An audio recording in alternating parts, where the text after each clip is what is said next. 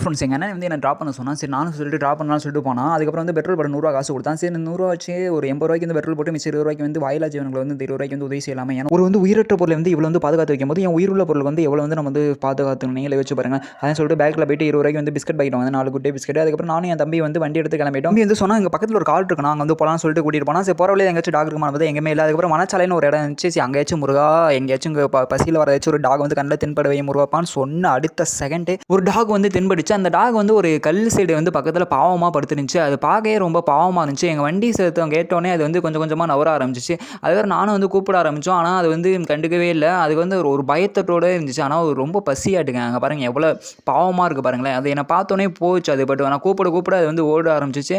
ஆனால் என் கையில் வந்து பிஸ்கட் பாக்கெட் வந்து காமிச்சேன். அப்போ தான் அது வந்து என்ன நோக்கி வர ஆரம்பிச்சிச்சு. அதுக்கப்புறம் நான் வந்து ஒரு பக்கத்தில் வந்து ஒரு கல் இருந்துச்சு. அந்த கல்லில் போயிட்டு சரி ஒவ்வொரு பாக்கெட்டை வந்து கொட்டலாம்னு சொல்லிட்டு நினச்சேன். அதுக்கப்புறம் கூப்பிட்டேன்.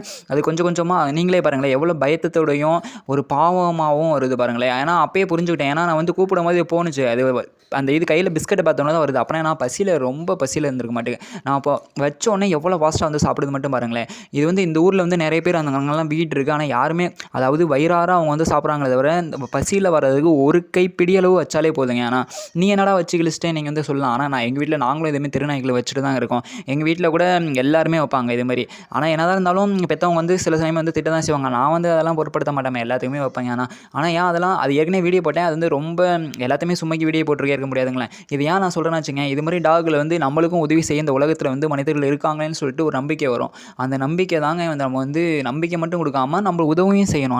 ஆனால் இங்கே உள்ள மக்களை பார்த்தா எனக்கு ரொம்ப வந்து கடுப்பாக இருந்துச்சு. ஏன்னு கேட்டிங்களா, ஒரு கைப்பிடி அளவு கூட ஏன் வைக்க முடியாது. ஆனால் இந்த வீடியோ வந்து நேர்மையானதாக இருந்தால் மட்டும் நீங்கள் வந்து மறக்காமல் சப்ஸ்கிரைப் பண்ணிக்கோங்க. என்னுடைய நோக்கமே வந்து இந்த எதிர்காலத்தில் வந்து நிறைய வந்து பேர் வந்து மனிதநேயத்தோட வந்து நிறைய வாயிலா ஜீவன்களுக்கு இது மாதிரி உதவி செய்யணுங்கிற நோக்கம் தாங்க. ஆனால் இது மாதிரி உதவி செய்கிறது வந்து இந்த இறைவனுக்கே படைக்கிறதுக்கு சமங்க. ஏன்னா அந்த இறைவன் கூட இது மாதிரி பசியில் வந்து வர்ற மாதிரி ஒரு டாகாக கூட வந்து இருக்கலாம். ஆனால் கண்டிப்பாக இது மாதிரி நிறைய இது வந்து இறைவன் இது மாதிரி தோற்றம் அளிப்பார். உங்களுக்கு வந்து நேராக அதாவது காட்சி அளிக்க மாட்டார். இது மாதிரி வாயிலா ஜீவன்கள் மூலியமாக தான் வந்து காட்சி அளிப்பார். நீங்கள் வந்து உங்களுடைய குறைகள் நிறைகள் நிறைய இருக்கும். அவங்க இறைவன்கிட்ட வந்து நிறைய வந்து நீங்கள் வந்து சமர்ப்பிப்பீங்க. அதாவது நிறைய வந்து வேண்டிக்குவீங்க. அவங்க வந்து இது மூலியமாக கூட உங்களை டெஸ்ட் பண்ணலாம். அதனால தான் சொல்கிறேன், நிறைய பேர் வந்து நிறைய உதவி செய்யுங்க.